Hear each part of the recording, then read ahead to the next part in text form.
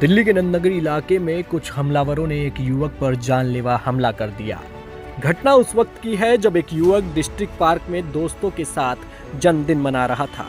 तभी नशे की हालत में एक व्यक्ति आया और उसने उससे कॉल करने के लिए मोबाइल मांगा। नशे में देख युवक ने उसे मोबाइल देने के लिए मना कर दिया। ऐसे में व्यक्ति उससे जबरदस्ती मोबाइल छीनने लगा और उसे वहां से भगा दिया। जिसके बाद वो व्यक्ति लाठी डंडों से लैस कुछ लड़कों को अपने साथ लेकर आया और उन्होंने आते ही पार्क में बैठे युवक पर लाठी डंडों से ताबड़तोड़ वार करना शुरू कर दिया।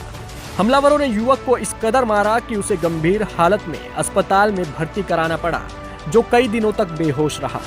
जैसे ही युवक को होश आया तो उसने क्या कहा, जरा सुनिए। हम 3 दोस्त डिस्ट्रिक्ट पार्क में एक दोस्त का केक बर्थडे सेलिब्रेट करने गए थे। तो एक व्यक्ति आता है नशे में, वो आते मेरा फ़ोन छीनने लग जाता है। उनने मेरे रैप्टा मारा। मेरे दोस्तों ने उसे कैसे न कैसे करके भगा दिया।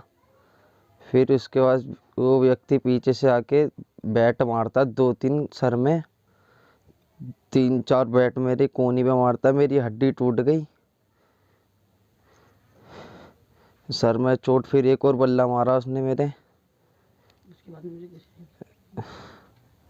फिर 2-3 बल्ले टांग पे ही मारे थे।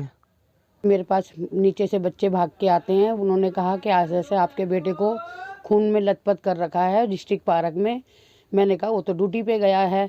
तो वो कहने लगे कि बच्चों ने ड्यूटी से मतलब वो सेलिब्रेशन वो करने के लिए, बच्चों ने पार्टी करने के लिए उसको कॉल करके बुलाया था। वहाँ बर्थडे कर रहे थे ये बच्चे जैसे ही मैं पहुँची हूँ भागी हुई, तो मेरे को तो लड़का अपना पहचान में भी नहीं आया। इस कदर पूरे से ही वो खून से भरा पड़ा था मेरा बेटा।